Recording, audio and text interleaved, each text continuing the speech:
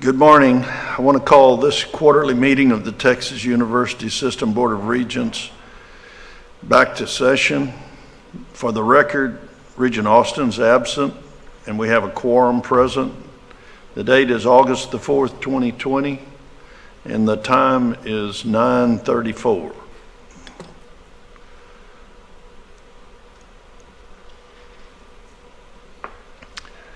Thank you, Dana. It was a really nice event last night. We appreciate everything. We look forward to working with our new president for Sam Houston, Alyssa, and I, it's totally appropriate that we're all here face to face. You notice I took mine off because first to say goodbye and hello to both you and Fernando, and then to celebrate this beautiful building and your accomplishment in putting that together for the system. Our next order of business this morning is a special video report from the Student Advisory Board. At this time, I'll ask Frank Parker, Vice President for Student Affairs at Sam Houston State University, to come to the podium to introduce the video. Mr. Parker.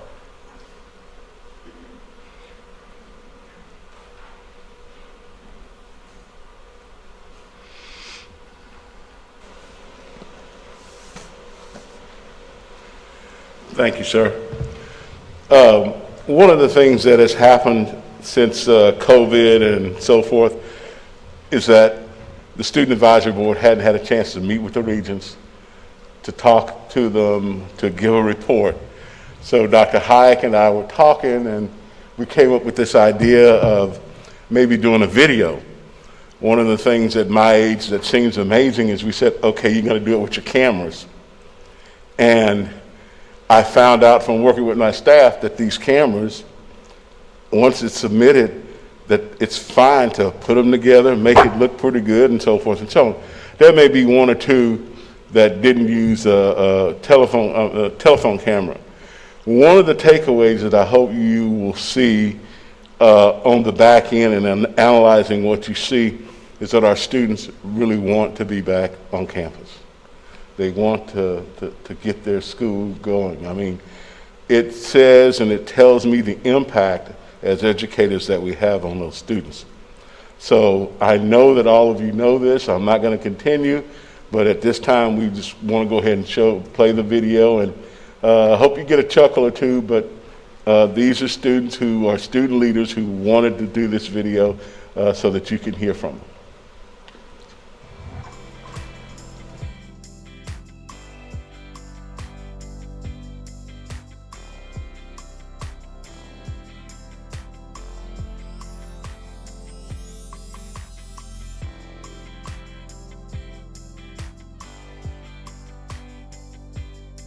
Hello, my name is Landon Richard and I'm a junior here at LAMAR University, majoring in Human Resource Management.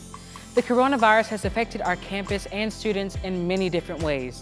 For example, I'm an orientation leader and my job is to talk to the new students that come to LAMAR University, try to make them feel more comfortable coming to campus.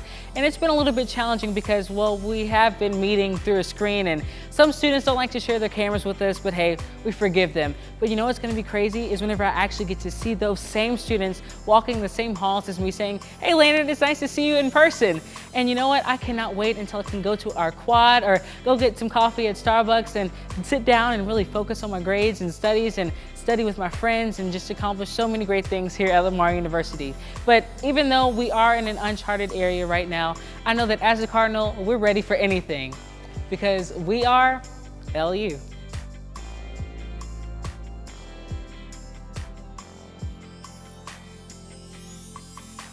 Hi, my name is Jordan Johnson and I'm a senior at Sam Houston State University, majoring in mass communications.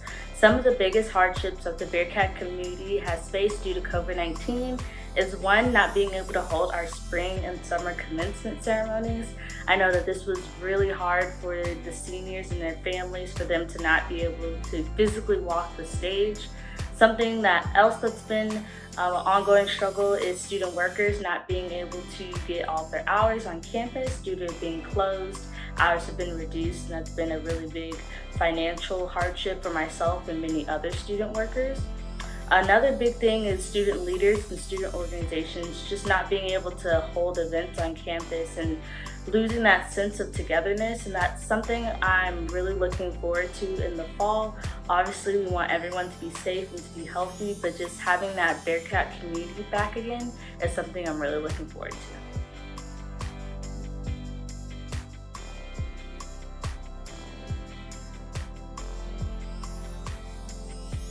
Hello, my name is Henry Segovia.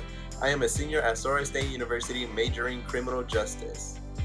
The coronavirus has affected our campus and students in the following manner. Transitioning our classes to online. This takes away our in-class experience to interact with other students and bond with our professors. Planning for bigger disruptions. We the students are needed to be prepared for whatever might affect our education, whether it be we need to move off campus or find new ways to get our resources, whether it be getting groceries or school supplies in order to avoid physical contact with others. And then issuing warnings and guidelines. There are always new policies needed to be placed in order to combat coronavirus and keep everyone safe at the same time.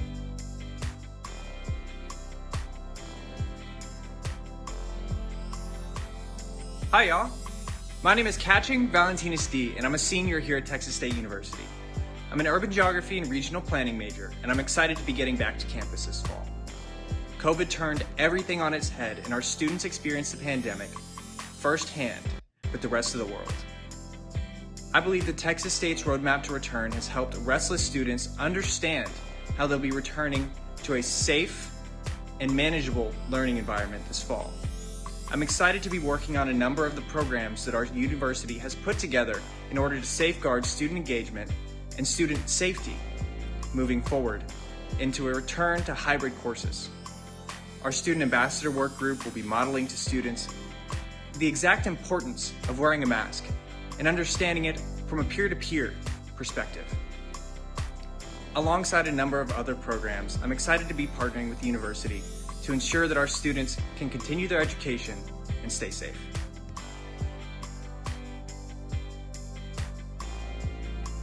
Hello, my name is Gabrielle Howe, and I'm a member of the Student Government Association at LAMAR Institute of Technology, pursuing my degree in dental hygiene.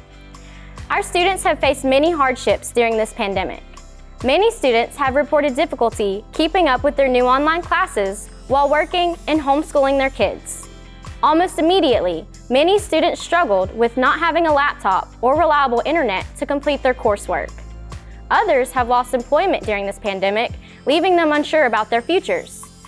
Even though this has been a time of many changes, we are ready to start fall classes and know that LIT is taking all necessary precautions to keep our students, faculty, and staff safe. On behalf of LIT's student body, I would like to thank the Regents, Chancellor McCall, President Howard, and LIT's faculty and staff for their continued support during this time.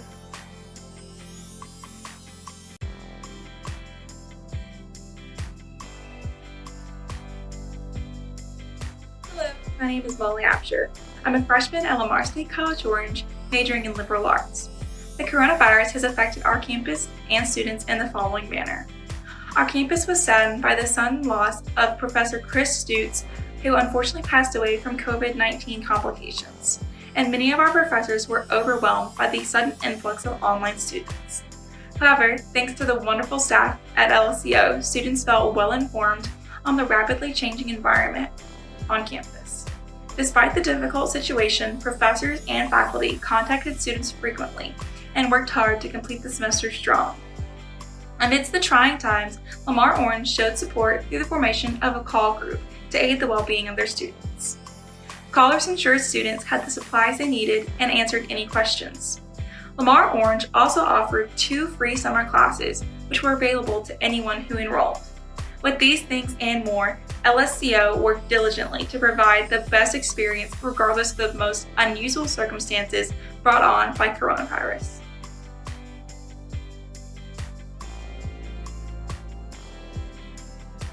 My name is Robert Hawkins. I'm a sophomore at Lamar State College, Port Arthur, majoring in instrumentation technology. COVID-19 has affected us by pushing us to an online format since early April. Everything from classes to student government association elections to advising were moved online or administered by telephone. We have been working through different phases to slowly reopen services on campus while still maintaining proper social distancing and safety procedures. We look forward to adapting and continuing to provide great services and education to our Seahawk family during these times.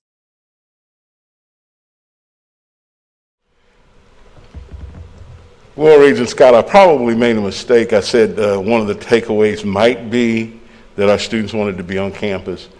It is very obvious that our students are here and ready to be back on campus because of all the things that we provide. Thank you for the opportunity to present the video. Thank you, Dr. Hayek, and that's my report. Thank you, Mr. Parker.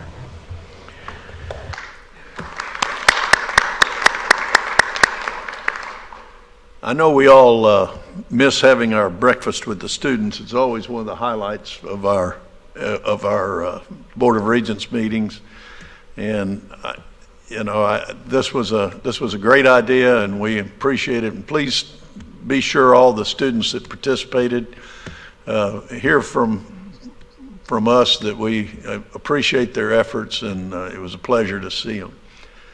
Regents, is there any other comments or discussion on the presentation by the students?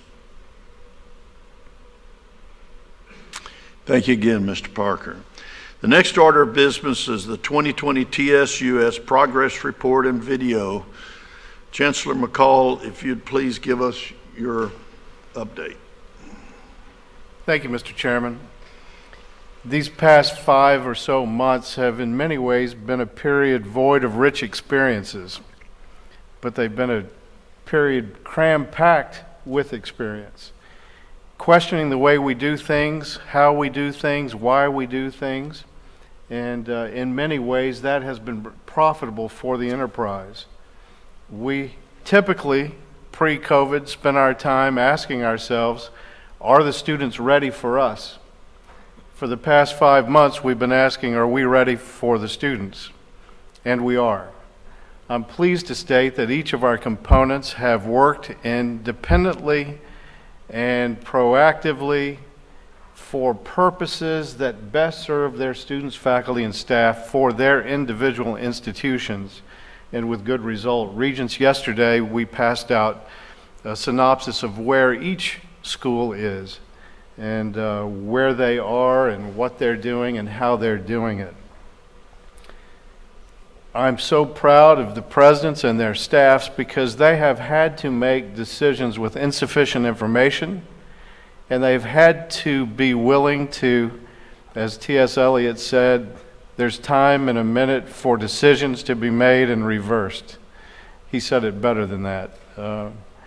But we have reversed decisions. We have thoroughly researched what the proper path is going forward, only to reverse it. Flexibility has been the key, but I am, and you should be, I think, proud of each of our components. Another point of pride is the 2020 plan that has been passed out, that each of our campuses have worked so hard to get us where we are, and the video can best parlay that. As Texas has experienced dramatic growth and change over the past decade, so has the Texas State University system.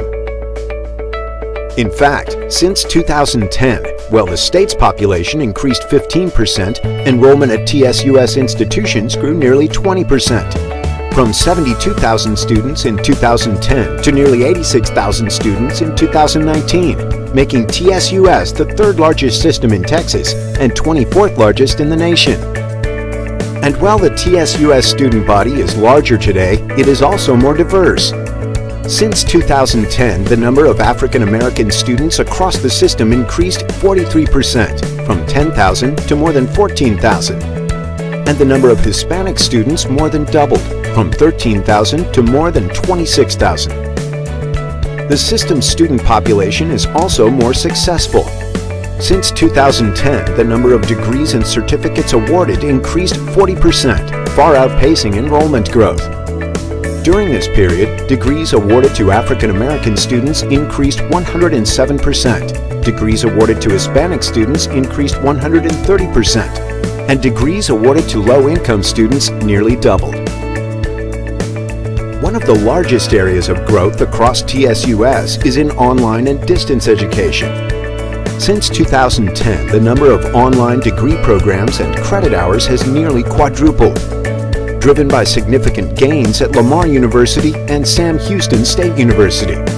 Today, TSUS has the largest percentage of students of any university system in Texas taking courses online. The number of dual enrollment students, that is, students simultaneously enrolled in high school and college, is also up dramatically. Since 2010, the number of dual enrollment students at the system's two-year institutions, Lamar Institute of Technology, Lamar State College Orange, and Lamar State College Port Arthur, grew 237%. To better serve this growing student population, TSUS institutions have increased the number of faculty by 31% since 2010. During this period, the number of minority faculty increased 112%. TSUS institutions have also expanded their physical footprint, investing nearly $2 billion in capital projects, including $804 million from the state of Texas, to accommodate more students, faculty, and staff. TSUS institutions have a long history of engaging in applied research that addresses critical state needs, like the Borderlands Research Institute at Sul Ross State University. Today, that legacy is stronger than ever, as total research expenditures across the system since 2010 have increased 88%, from $41 million to $78 million, driven in large part by faculty researchers at Texas State University.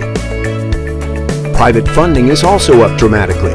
Since 2010, alumni giving has increased from $28 million to $51 million, and the combined endowment across all institutions has grown 133%, from $209 million to $489 million.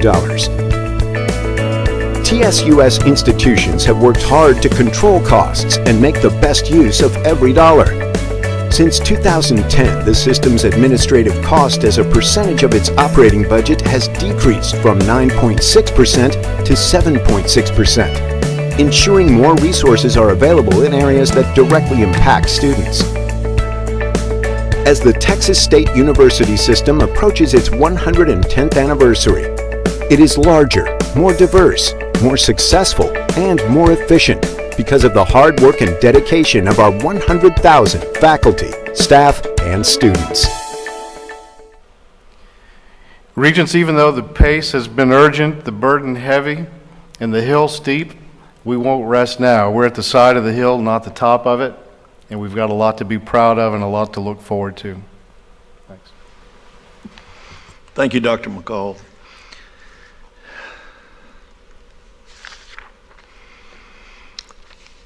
The next order of business is Sam Houston State University's campus update. This year's update will be presented by Provost and Vice President for Academic Affairs, Dick Egelsayer. Chairman Scott, members of the board, Chancellor McCall, to say the least, this has been a most unusual year. Although COVID-19 has thrown many challenges our way, I'm pleased to say that we were successful.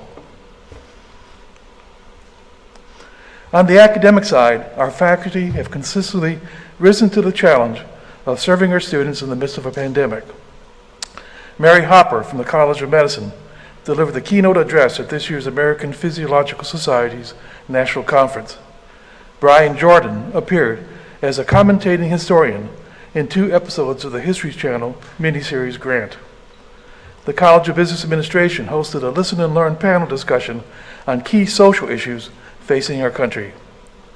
Aaron Brown and Michaela Carter guided theater students through a 48-hour play festival by mentoring students to collaboratively write, perform, and record short plays.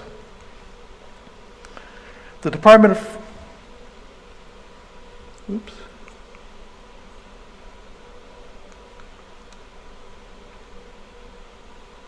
a lapse of memory here.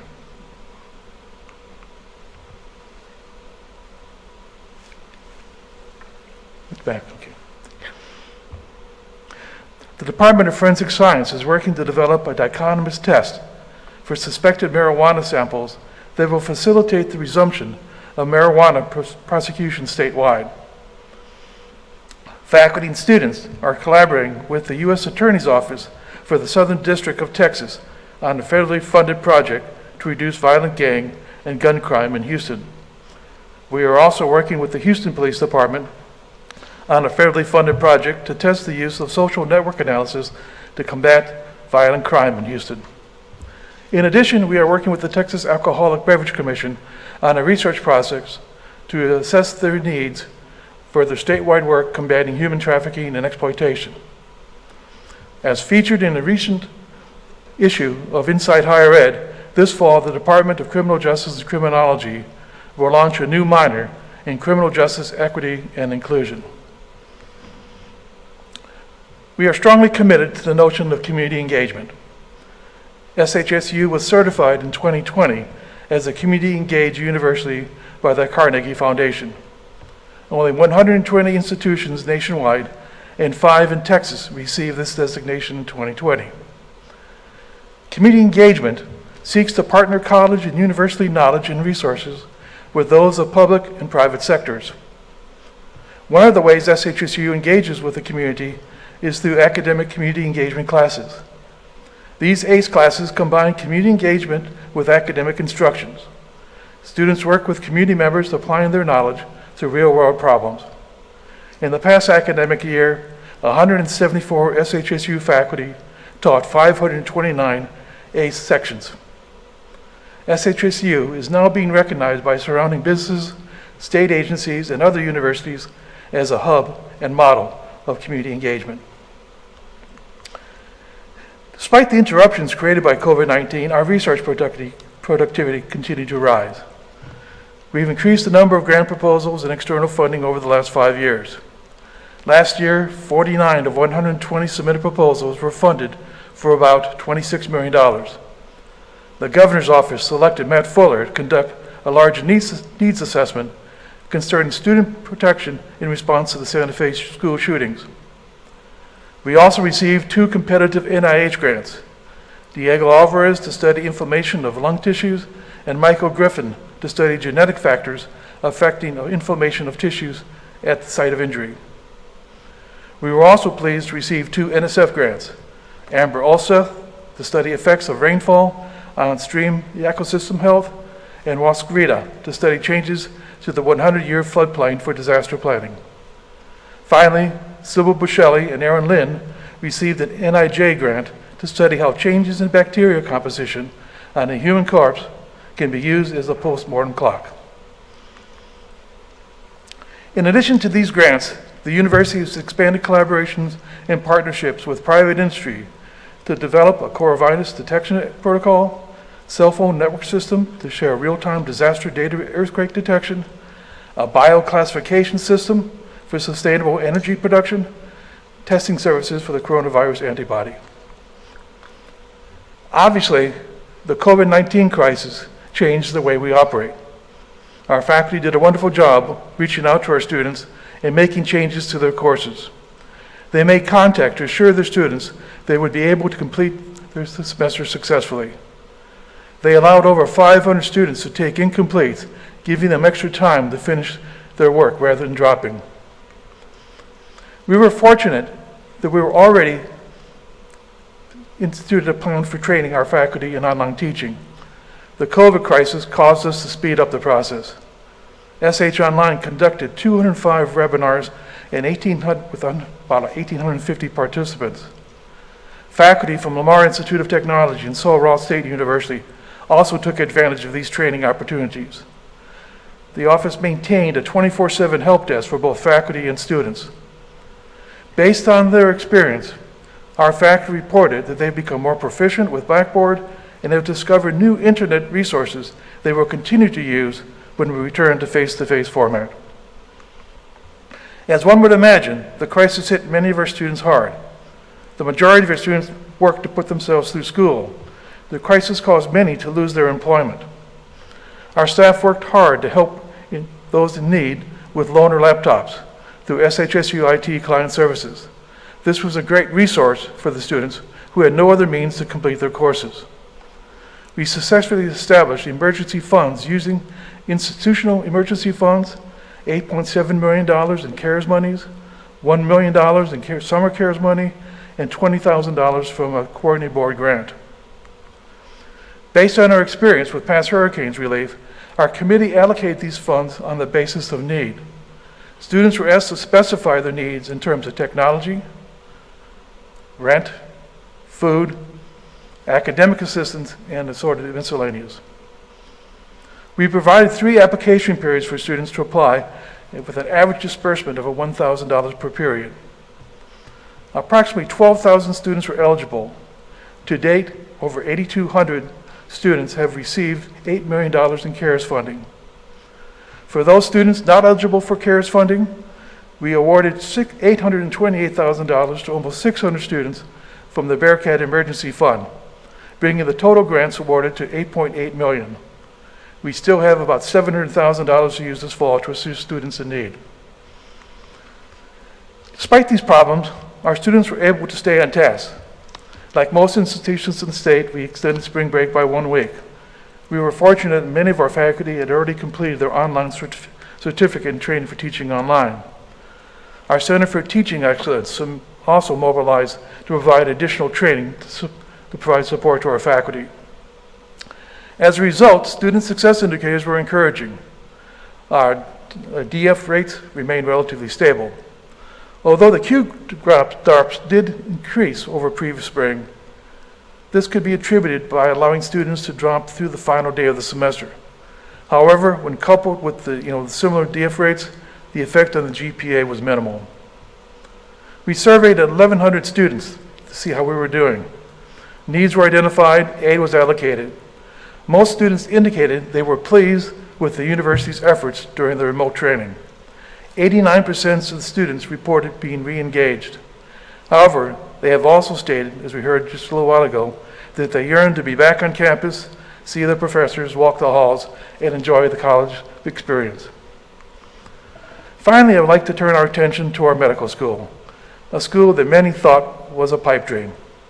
However, today we are witness to its creation as we are seated in our new medical college. To get to this point, 2,100 students applied to Sam Houston. Over 1,200 submitted secondary applications. Approximately 600 were interviewed during the admission cycle. Last week, the first cohort of 75 medical students arrived for orientation. Last Monday, this past week, they started their actual work. The selected cohort is an exceptional group of young scholars. 97% are Texas residents, 47% of the cohort are female, over 50% of the cohort are minority, 49% are from our service area, and 16% are first-generation undergraduates. Our current class exceeds the national MCAT and GPA averages for matriculants at osteopathic medical colleges. We are also excited by the quality of the faculty the Dean Henley has assembled that include 11 MDs, 8 PhDs, 7 DOs, 3 MD PhDs, 1 PhD JD, and 1 pharmacist PhD. These faculty members include 4 NIH investigators and 1 NIH section member. These are only the data, however. A better sense of the current status of our medical school can be learned from the people that make up our school. Here are the voices of some of our students and faculty explaining why they chose Sam Houston State University.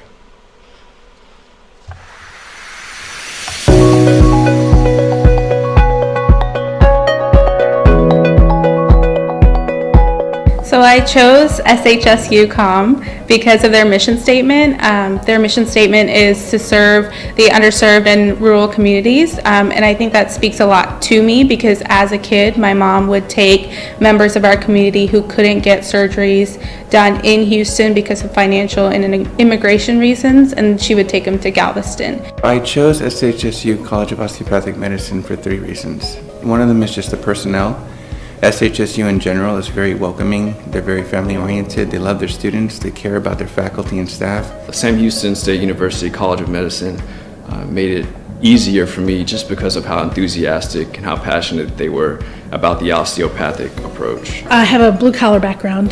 Dad was a truck driver, Mom was a housewife. The rural and underserved and the health disparities that go with it just really hit home, I guess, because those are my people. The mission did really speak to the type of physician that I hope to be.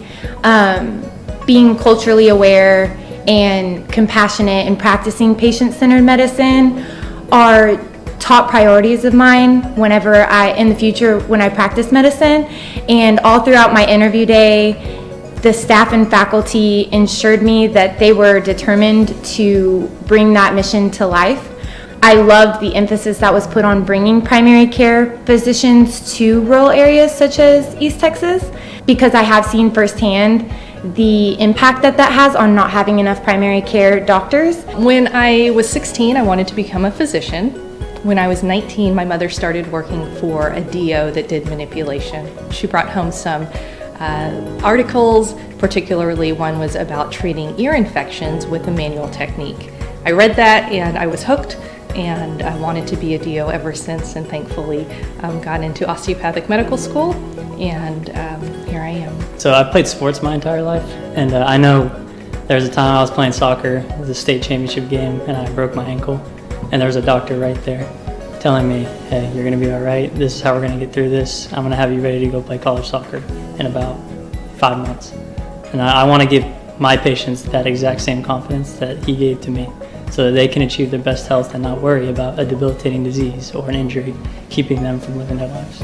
The faculty and the staff that I met were just truly amazing. They're a special group of people who are the most collegial and collaborative bunch I've ever worked for or even seen.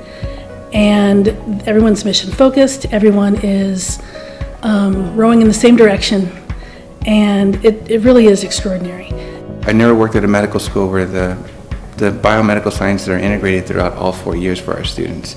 It's something that's very unique to this comm. We can be leaders in addition to being the inaugural class, because we lead how we want to see the College of Medicine to go forward, what values and ideals we all have as a class. I love getting to build the culture.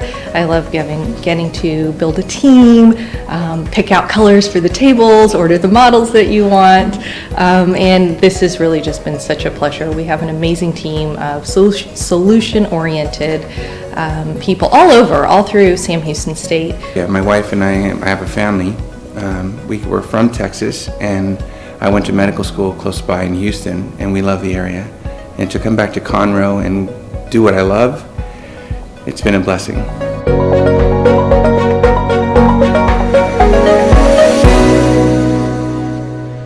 Obviously, this was Dr. Hoyt's dream. She worked tirelessly, and with your help, here we are today. I'll be happy to answer any questions you might have.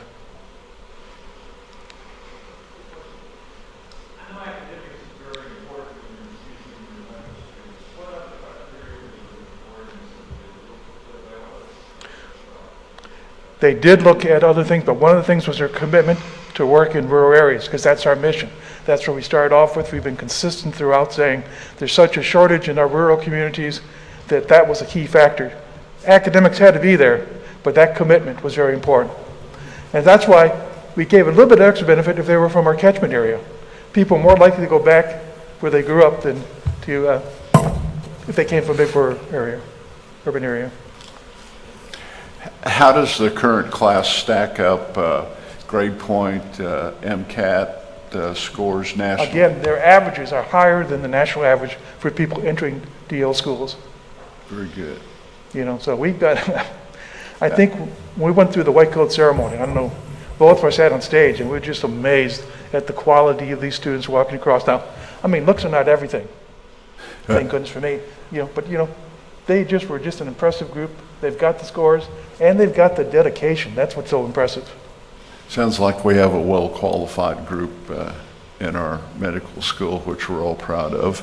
As you know, I like stats, so what was my next question here? How many did you interview? How many applied? That kind of thing. Okay, 2,100 applied. Now, mind you, that's interesting because of all the conflict we had with the coordinating board, we didn't get to start the application process until the last 2 months. It started in May, and we started, what, September? Yeah. So we had a very short period of time. We had 2,100. 1,200 submitted secondary applications.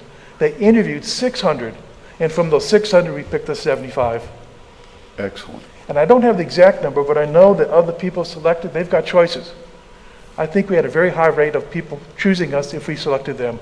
I don't think we had 1 or 2 people that decided to go someplace else. Now, how soon do the current medical students begin to see patients? Oh, well, it depends on the COVID crisis for a little bit. A lot of schools, they're not being allowed into the hospitals right now. But they'll be integrated throughout the whole 4 years, I believe. Dana, is that?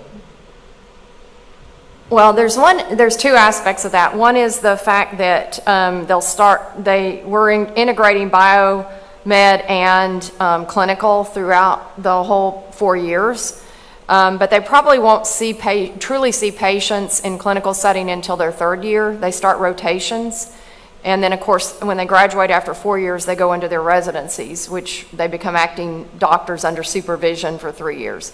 So it'll be 2 years before they see I think are integrated heavily into the clinical. And we have enough residencies, internships for the current group? Yeah, the rotations, they've got covered for the 75. The COCA makes us prove out that for 150, even though we're not even there yet. And so we're real close on the 150. I think we've got 140 rotations a year, 144, something like that. So we're way overprescribed for our first class and really close to accomplishing what will be the full class the 3rd year. So that will be necessary for the 150 that'll be fall 22. Okay. As to get these residencies, you have to go into the hospitals and talk to the people. And during this crisis, it's maybe next to impossible to get inside. So to get the number we have right now, given the handcuffs we have, I think we're going to be great. We'll be able to. A couple of weeks ago, I had lunch with the Hallettsville CEO of the hospital, and Dr. Is it Winchester there? I think she's on a committee here. But anyway, they were very encouraged to know that the school's going to be up and running, and all the doctors in the pipeline. So. Yeah, was one of our undergrads that went to medical school, Dr. Wilkinson, and she's started a very interesting program there where the rural communities have used 0.25% of their sales tax to help pay off debt to get primary care physicians to come to the area and practice. And it's been very, very successful. And so she's talked about that at a lot of places in the state. But she's very active and was an undergrad alum with us. Went to, I think, medical school at Texas Tech, actually. All right. I appreciate it. I don't have anything else. Thank you. Just for your information, though, too, they'll be starting within a month, the recruitment process for next year. Yep. Okay, so. Very good.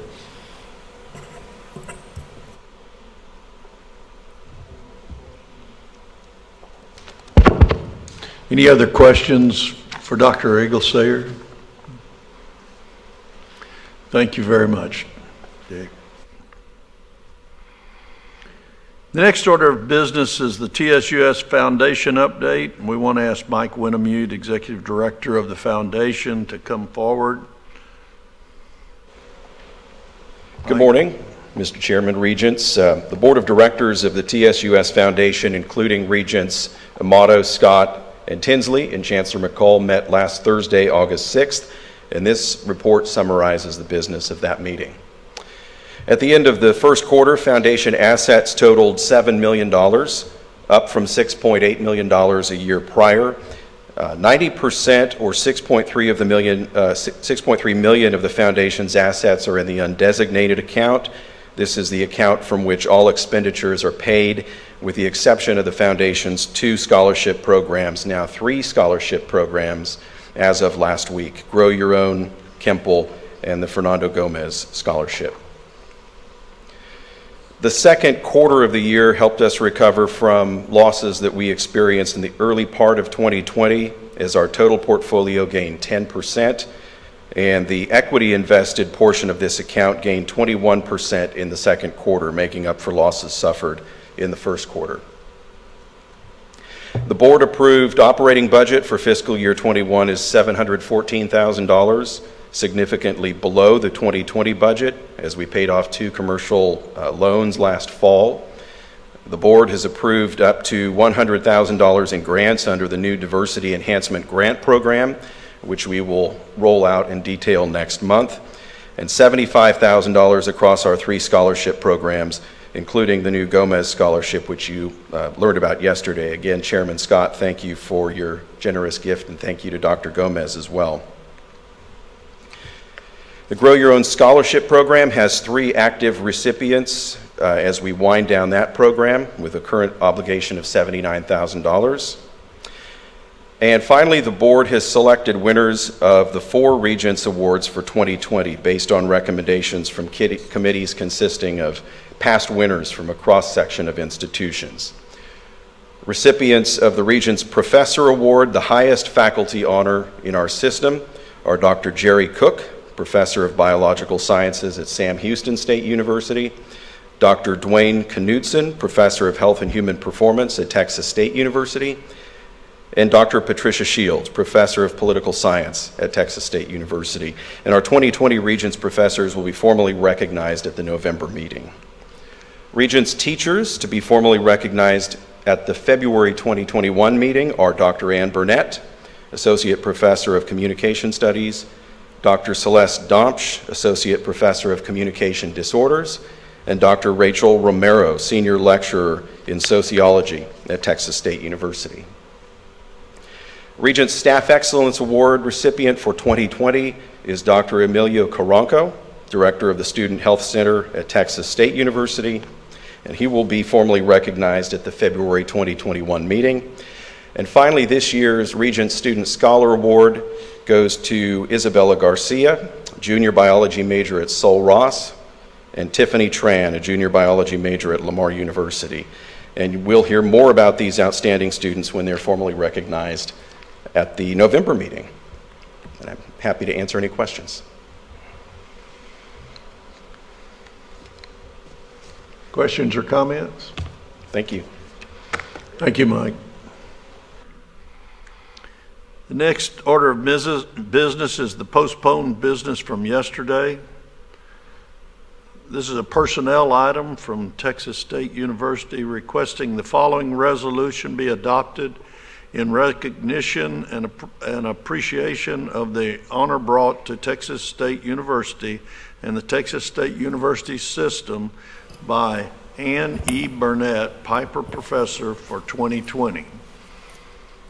Dr. Trouth, would you please comment on this item? Yes, thank you, Mr. Chairman. And I won't read the whole resolution, but I will say that we're very excited to share the fact that we have another Piper Professor. As you know, the Piper Foundation selects the best teachers from colleges and universities across the state of Texas, and Ann Burnett has been selected. As you saw, she's an associate professor in the Department of Communication Studies, and she has received numerous teaching awards over her career. I won't read all of them, but they are at the national level, at the state level, and at the university level. And of course, as you just heard, she's been named a Regents teacher. A lot of validation of a wonderful teacher. She couldn't be here today because of the COVID situation, but we really do want to congratulate Dr. Burnett. Thank you.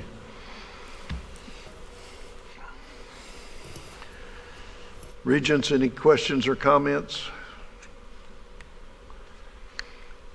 If there are no questions or comments, do I hear a motion to adopt the resolution? Regent Edwards. Do I hear a second?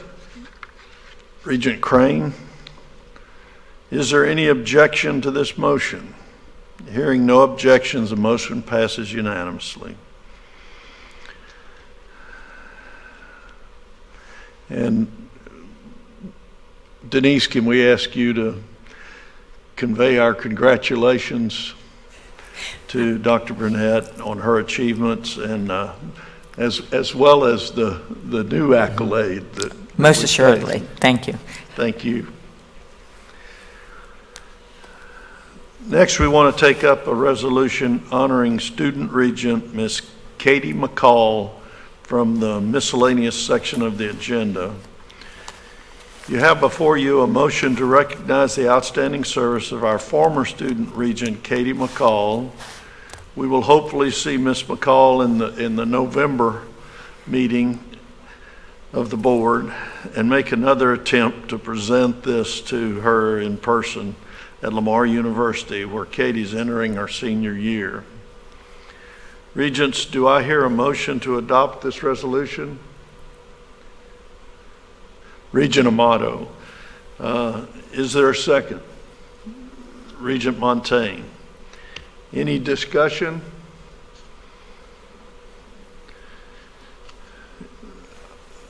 I know there won't be any objections to this motion. Hearing no objections, the motion passes unanimously. Our next item of business is the approval of the consent agenda. These items are found at the end of each section in the board book. Are there any objections from the regents? Would any member like to remove any item from the consent agenda? If there are none, I move to adopt all items on the consent agenda. Is there a second? Regent Harrell. Any discussion? The motion passes. Having approved the minutes in the consent agenda, the next item under general motions is an informational item outlining the remaining 2020 board meeting dates. Laura, would you put that up?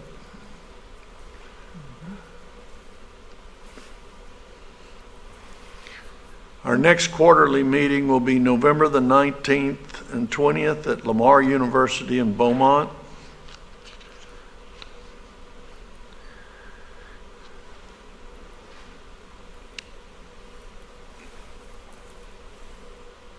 For regents and any of you attending the grand opening of the medical school today, the ceremony will begin at 1 o'clock.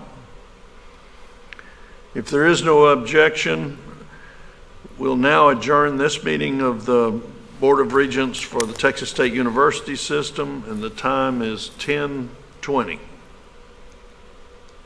Thank you, everyone.